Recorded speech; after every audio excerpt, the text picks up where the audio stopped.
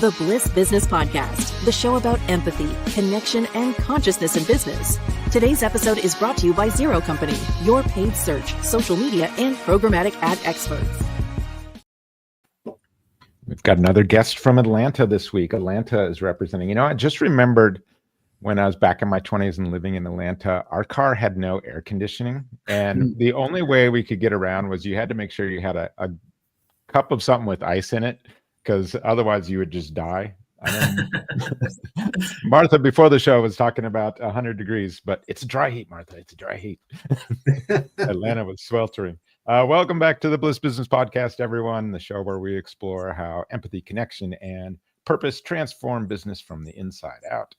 I'm Stephen, joined by Mike, and today's conversation dives into the future of work and the new models that are reshaping it. I've mentioned this in the past, but and quite often and frequently when I'm a guest on other podcasts, but a Gallup study in 2023 showed only 23% of employees worldwide are engaged at work. And in 2024, that dropped to 21%. So disengagement is going the wrong way here. It's costing billions of dollars in productivity, and not to mention, who knows how many people out there, depressed, not feeling well, and really not happy with the fulfillment they're getting in their work. So meanwhile, the flexible human first models are rising in popularity for a reason, I think, partly because of this. And our guest today is someone who works on the front lines of this shift.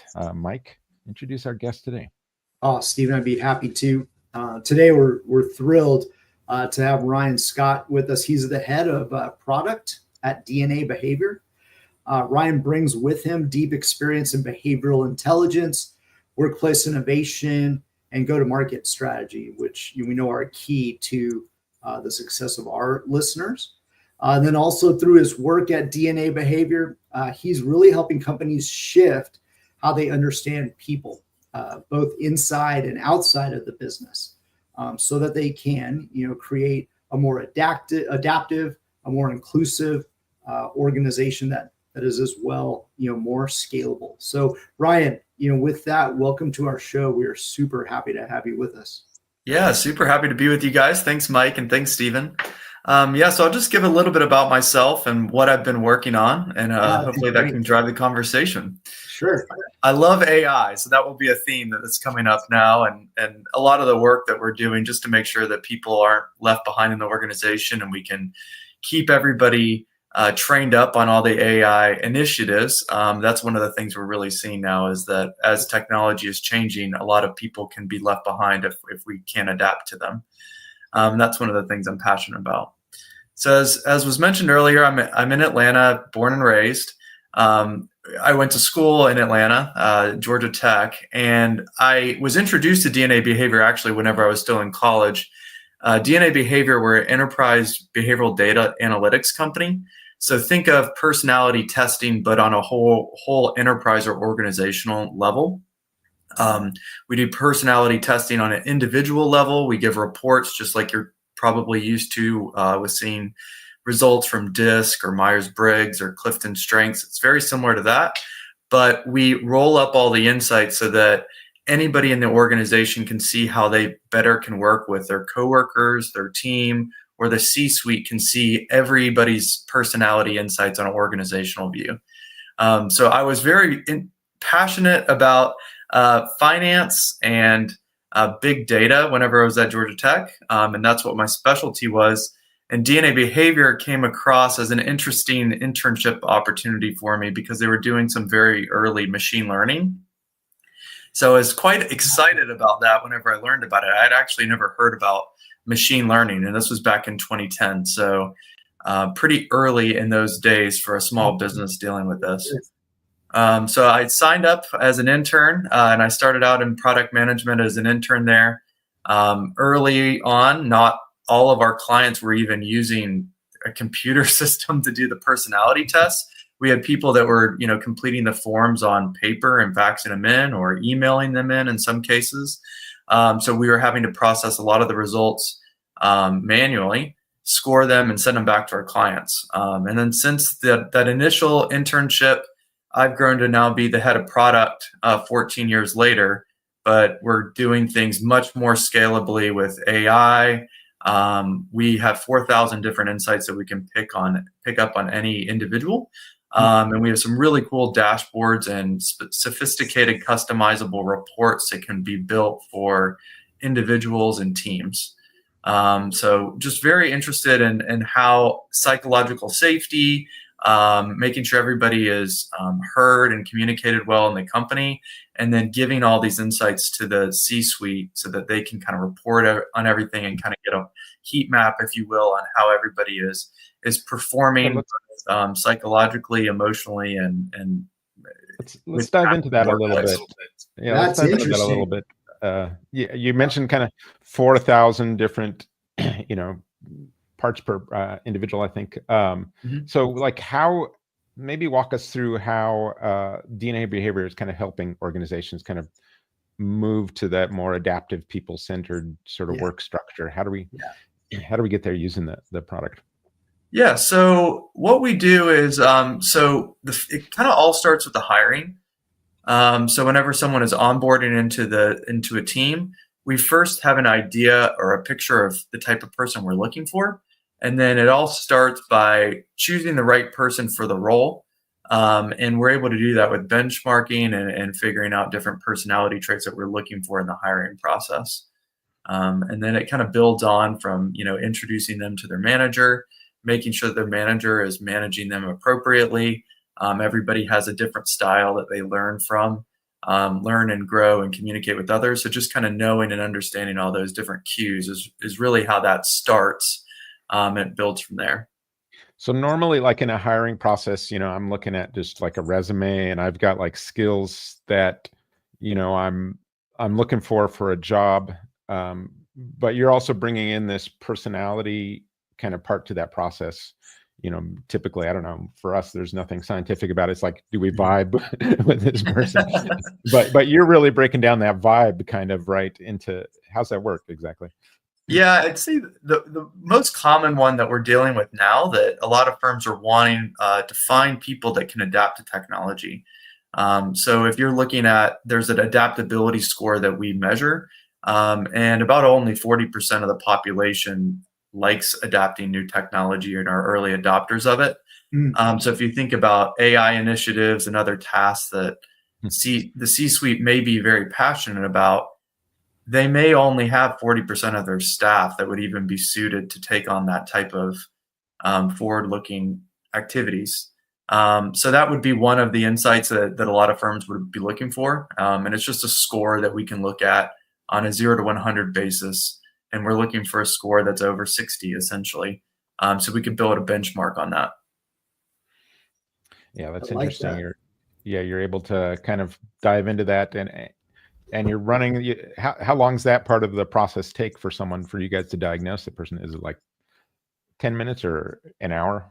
Yeah, so the questionnaire, so there's two different ways that we primarily predict information. From a hiring perspective, it's done through the questionnaire. That is about 10 minutes. So an individual just completes it once. It's a once and done exercise. They don't need to revisit it or retake their profile year after year. Your DNA, as we call it, the personality that we measure, doesn't change. So it's pretty flat line. And after 10 minutes, we can figure out if you're a fit or not a fit for the company and what they're looking for.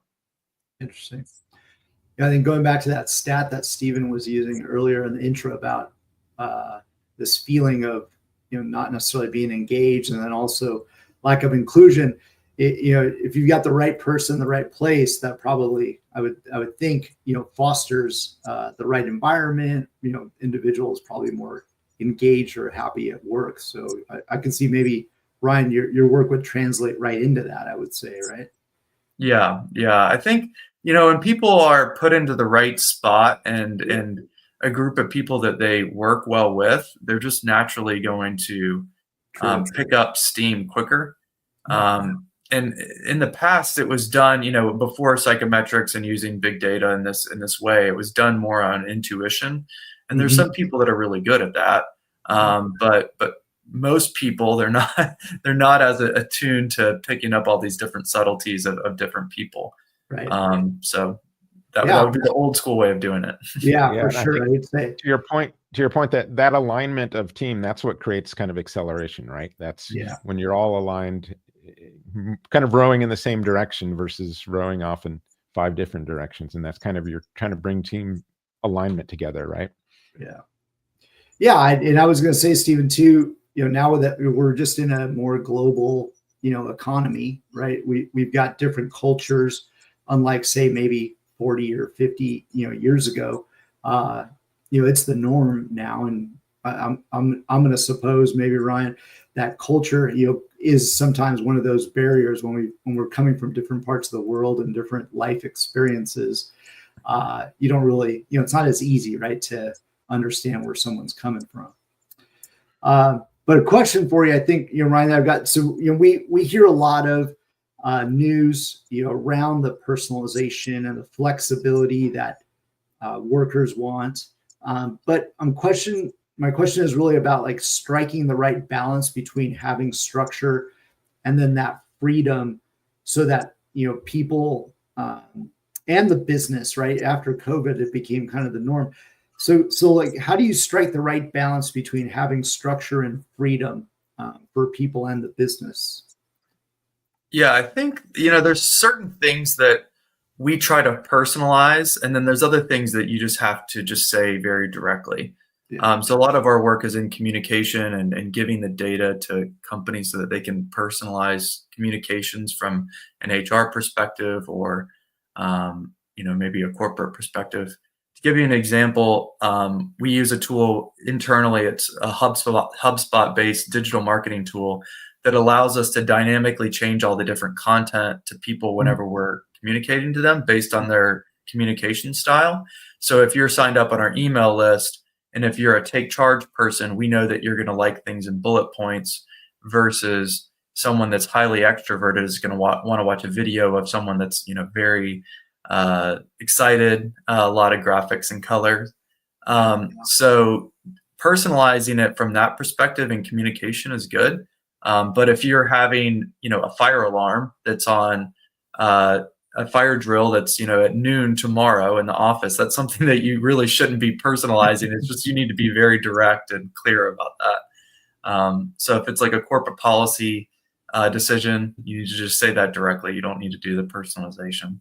And I think the same kind of goes in the workplace too, as far as working remote and hybrid. I mean, we aren't really seeing any kind of trends as far as firms that are personalizing like that type of element based on personality, just 'cause I think that could be people would think that's unfair. But we have heard from our clients that there's some personality styles that were terrible working remote without structure. So I think that's also something to play into fact too. Yeah, you could definitely see that, right? The way that individuals like to work and engage. So, yeah. What about you guys? Did you guys like working remote whenever we're in lockdown and not having as much connection with others? Yeah, I'll tell you a funny story just about me in particular. So I joined Zero Company August of 2020. And I worked for probably, I think, 12 months straight from that standpoint before I ever even met, somebody from the organization. Steve hired me. I didn't meet Steve. This is our first remote hiring, and we're like, okay, how are we going to do this? How are we pulling this off? Yeah, and I didn't meet Steven for 12 months. So yeah, after joining the company. So yeah, I think for us, but we started to go back. What was it, Steve? Like 2 times a month, and that was very gratifying for sure. Yeah, I mean, it was tricky because we were all very much connected culture, and now we had to kind of, how are we going to keep that when we go remote, right? Because we're all just scattered into the wind now, and everyone's trying to figure things out from that standpoint. So we really, we always say connection is the goal. So we're really trying to be creative, and we're still trying to be creative because we're now, we're hybrid, and we know it's not a perfect solution yet. We're still trying to, find our way through that process. But I don't know. We're getting there. We're doing it. We're figuring things out. We have these all-in days, make sure everyone's all there together at times. But then, these other days where it's just, we're all separated and we're trying to do things online to find connection in all this.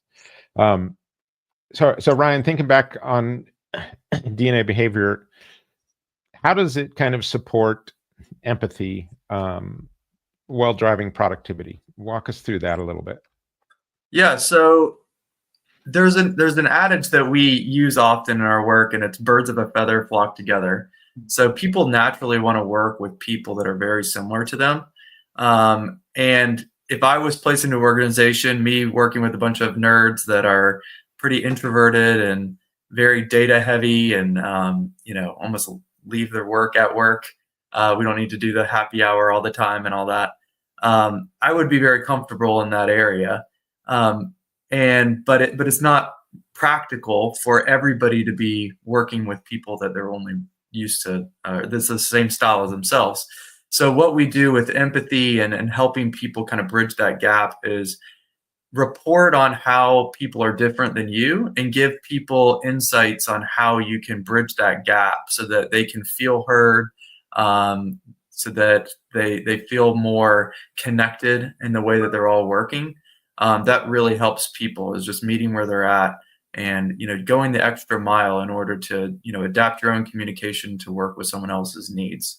That's what we're really seeing that come out, and firms are really having really high performance gains if they can do that level of personalization when working with others. We see about 40% actually increase in performance if they can do that on a pretty scalable basis. Wow, that's great. Yeah, we know like diverse teams are going to be better because they're bringing in all these different perspectives and stuff in there. But like you said, you don't want a team of, a whole bunch of people that are maybe thinking the exact same way all the time. You want to try and bring this neurodiversity to play on a team, but do it in a way where you're not, stepping on each other's toes, right? And going backwards with some of that. Yeah, that's right. I mean, it's really interesting. I mean, from my vantage point, I deal so much with AI and AI adoption internally, and also talk a lot about that with our clients. And I think the diverse team aspect with this major change that's on the cusp with AI is huge. Like, we need to have very diverse teams, because some of your people in a team are going to be early adopters, and then other people are just going to be experience-based. So they need those experiences of some sort of proven model in order to use it and apply it in their work. And if that hasn't been developed yet inside of their team, like for instance, if you're using ChatGPT to, send customer care messages, there's half of your team that probably wouldn't even know where to start. And they're just going to look at a blank screen, not even know how to set up a prompt unless they've been showed how to do that in a working model. So pairing people up that are, more innovation driven or more creative with people that are more experience-based is huge. And I think that we need to just do more about that, going forward. Yeah, that is definitely one area too. Going back to the point that Stephen was making, I was thinking of the financial markets. If you get a portfolio management team that's all thinking the same way, and they're going to probably position a portfolio all in the same way. But I guess maybe Ryan, comment about that. What are the benefits of having, right, like that, a diverse group in, say, a financial market? Like I imagine that might be like an industry where DNA behavior does some work in or thrives in.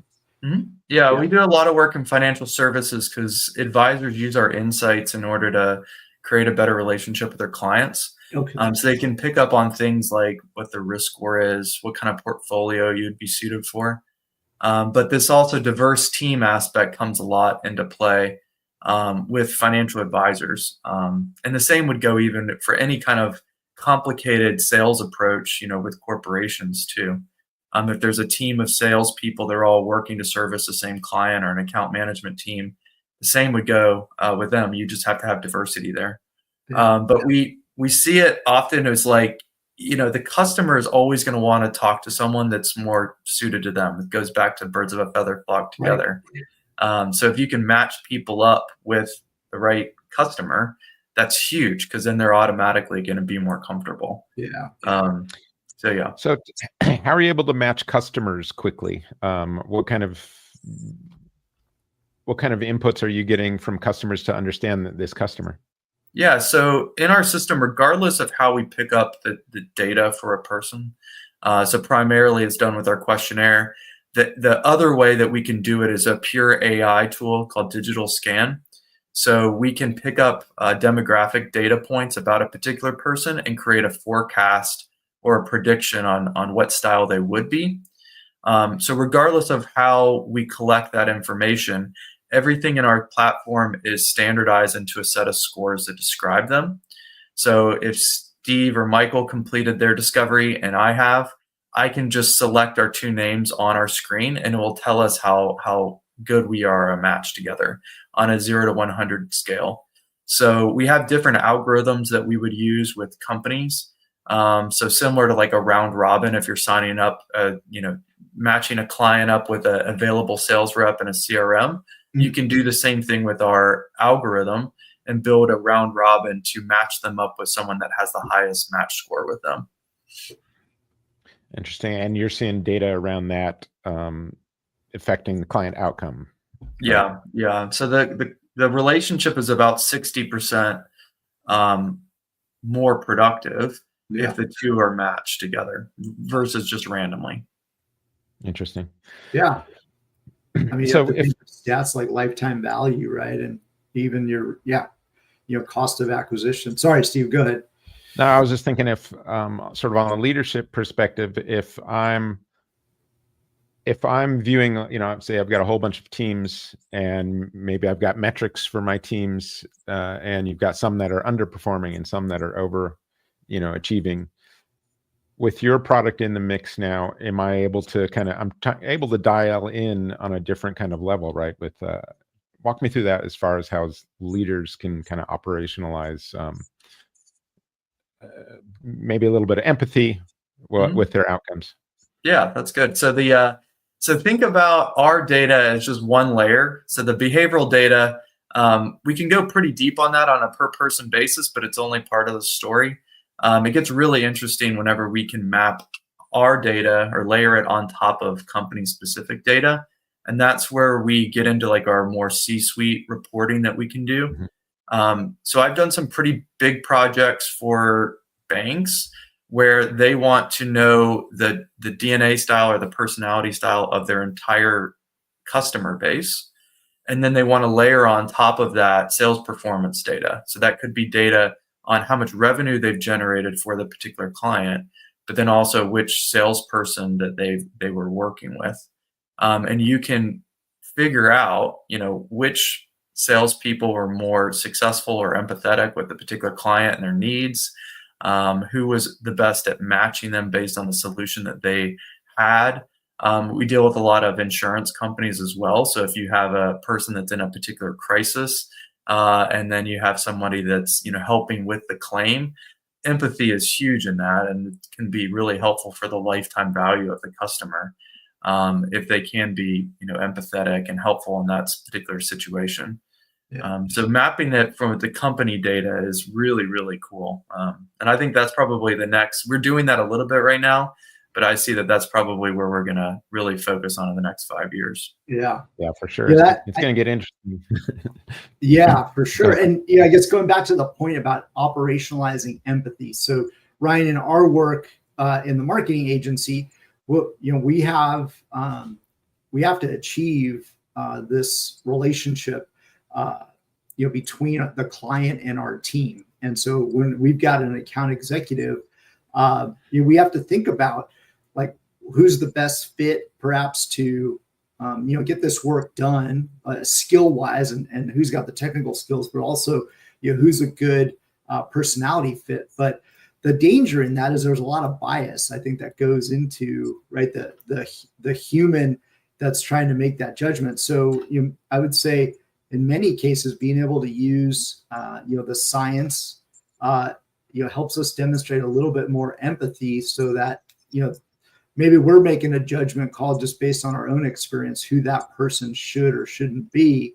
But but the tool might tell us something different, right? And I think it's a great way of being able to operationalize inclusion, and check the biases of some of the decision makers that have to make decisions at times. So yeah, I mean, I would think maybe in certain cases the data would reaffirm like, hey, this is a good relationship to set up between client and account manager, or it might point out to us something totally different. So I love the ability to be able to scientifically take out biases. Yeah, I love how tech is working on human connection, really, right? This is what ultimately is. And so when we can get tech to be more human, work can be more meaningful, right? Yeah. So that's what I kind of like is this focus on human connection here. Yeah. Microsoft just released this new report. I found it fascinating that organizations need to start rethinking how they show the organization on an org chart. And it's not just going to be humans in the future. It's going to be humans alongside the AI agents that they've developed. And I think that that's really interesting because, we have to put a lot of work into how we communicate to AI now with the right prompting and whatnot. But when is the table going to turn? And then they're going to need to communicate to us on our needs. So I think that could be an interesting little next phase for DNA data or how all this stuff connects. It's interesting. Yeah. I always say we want AI to prompt us to be better humans is how it should be working out in the future. But I don't know if we'll get there. Hopefully that's where we're going. Yeah, I agree with you. I could also see, I get your point, Ryan, about the early adopters when it comes to technology. I would have to think that there's certain personalities that might want to just work with an AI versus a personality that it wants to work with a bunch of people, right? And it's like maybe that extrovert type of thing. So I could even see in a way where personality, I mean, would you agree with that? Maybe that there are certain personalities that might enjoy just sort of working with an AI just one-on-one versus other personalities that definitely. We get so when you manage one of these AI systems, we have an AI chatbot in our support center, and we can see who's engaging with it, what questions are they asking, but we also have our own data behind the scenes that we can add as one of those business layers. And it's interesting to see who's asking what specific question, who has some sort of backhanded comment to the AI bot about, this is creepy, or who are you? Are you a human? That kind of thing. It's just very interesting to seeing all that on a per person basis. So it's a lot of work to manage it too.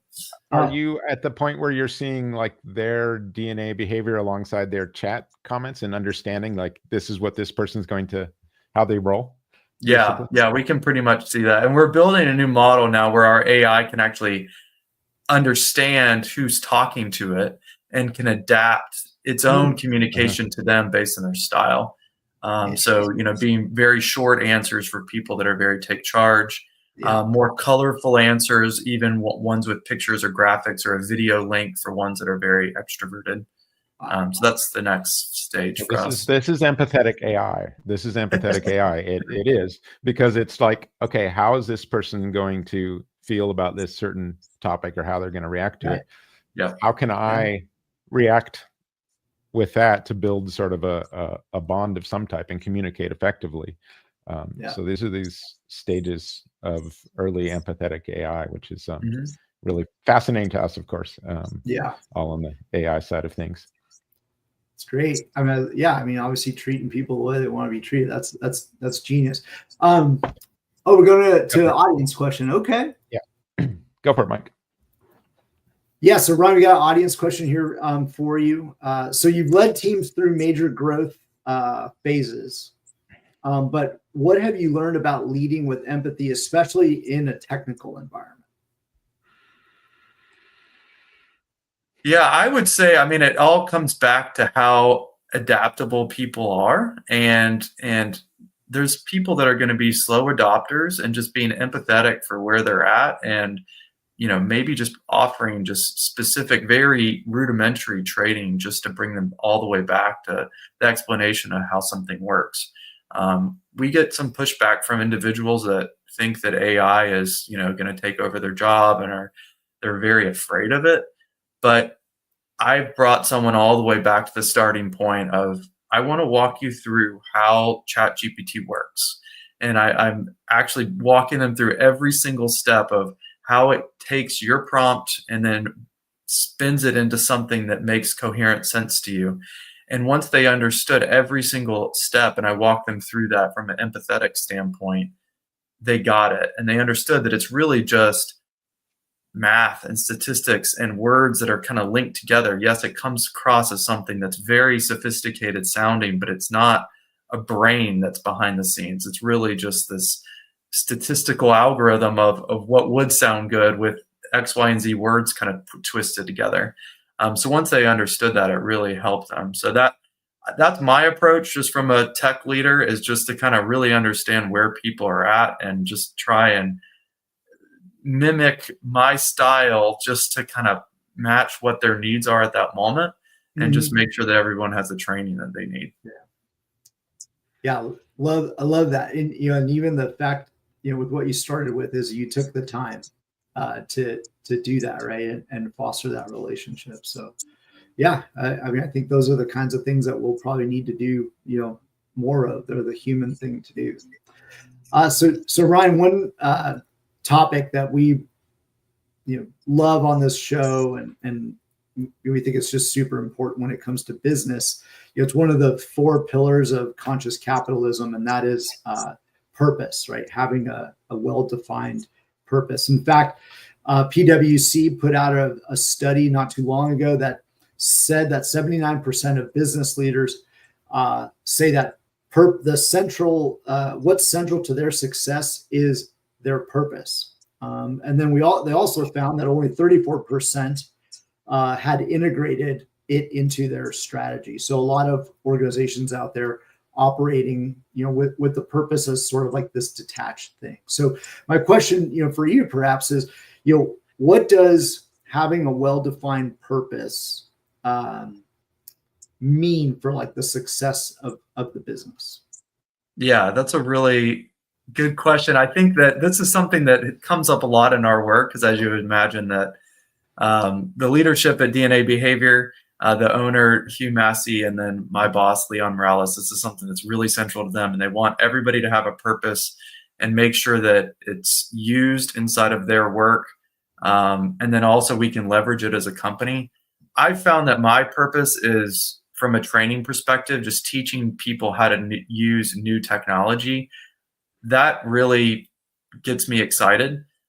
So I have used that internally by training all of our team members on new technology trends or skills that they can pick up. We use a lot of things that are in Microsoft. I have, as you would imagine, I have all kinds of AI personal assistants, and my inbox is all very well organized with AI. But that's something that, I've spent the time on myself to learn, but then I also like to train other people in that. And I join many different podcasts like this, but they're almost all more training aspect or training related. So training people on, what are the cool tools out there? Which ones should you be looking at? And with AI, what are the baby steps to even get started? But I think that's really important. So the reverse of that, I guess, then, Ryan, is if purpose is lacking, what impact or what effect does that have? Yeah, I think that you're going to have low morale. Individuals aren't going to be excited about what they do. There's a reason why I'm at my company, and I have been for 14 years. They built this environment that I really enjoy, and I think that that's probably all centered around my purpose. If I didn't have something excited to do every day, I would have left a long time ago. Right. So I think that that's something that would have been impacted. And so with your product, are you really kind of understanding individual purpose, company purpose, and trying to figure out how these two can come together in a productive way? Yeah, that's right. Yeah, figuring out not just from a revenue perspective, but more so on like the human connection aspect. figuring out how you can connect people in order to achieve the goals of the company, but at the same time build some sort of company culture so that everybody feels like they're working towards something that's bigger than just themselves. So yeah, nail on the head there. Yeah, I think a lot of times companies don't realize until either it's too late or there's a problem, but that culture is often the product that you've got that you're selling. And we can recognize some of those bad cultures, as in customer service, right? But we can also recognize those good people first, human feeling cultures with other companies, and you don't realize that makes a huge difference with customers. And so, like with your product, I really love the idea of it aligning, purpose, aligning the diversity of the way we're, all work together and bringing that together, because it really can make a strong impact on culture. So, Ryan, one question we ask everyone here on the show is usually a form of this: what role does compassion and love play in business? So I would say it comes down to what you love doing and the people that you're supporting. That's my perspective as it goes. I mean, I think that I love technology and I love supporting people. So for me, from being compassionate about those two, I think that really just gets me excited about what we do. Helping people really understand themselves better, getting that aha moment whenever they see their quirky thing that they do put onto our reports or on the dashboards shown in numbers. That's just a really interesting aspect. I love that. Like, I don't even know what my quirky thing would be, but what would be some examples of like that quirky thing, or that, that unique need you have? How's that come out on into numbers? And so we have a set of numbers that are all quirky. They're called behavioral biases. So these are things that are kind of always in the back of your mind that are impressing on your decision making. So they come out in our finances or our work or life decisions. There's 16 of them that we measure. My top one is newness bias. So I am always going to be more drawn to that new shiny toy. And I can do that to my detriment. I find myself doing this all the time. Whether it's, investing in something because I think it's really exciting and new, or, thinking I can live in a new city, or, switching apartments, or, buying new electronics just because I'm excited about it. I see it all the time. So that's one of the really quirky things that I have. The other ones are things like herd following. So if they know that other people in their community are doing it, they will follow them. So yeah, if anybody's interested in this, there's a whole body of work around behavioral biases, and I think it's really interesting. Yeah, no, this is right up my alley. Well, and it's down to data, right? So I think that's great, and totally up the alley too, because it increases your consciousness. I feel too, right? Like you're just saying now, like Ryan, you're at least aware of it, and why is it that you're doing the things that you're doing or the things that you're seeking. So great stuff. And I know we have like early 90s rap, but it's check yourself before you wreck yourself kind of elements. Very true. Yeah. So Ryan, this has been an amazing show. I can't even believe we're at our time, and hearing the story that you tell and the insights that you bring with your work there at DNA Behavior. For our listeners, in case they want to learn a little bit more about DNA Behavior, or maybe connect with you, where would you like them to go and look for more? Yeah, thanks for asking. We have a page that's set up for podcasts. It's called dnabehavior.com/start. So there's a lot of different things that we talk about on these podcasts, and you may be interested in one thing versus the other. So if you heard, things like behavioral biases, or if you want to know what your own adaptability score is for tech, those are two different topics, but you can find everything on dnabehavior.com/start. So that'll be one page that you can just start at. Excellent. Yeah. I want to know my unique quirks. So, thanks, Ryan, for coming on the show today. And thank you to our listeners for joining us. If today's episode helped you rethink your work or leadership or human connection, be sure to subscribe, leave a review, and share it with someone who needs to hear this. And we'll see you next time on the Bliss Business Podcast.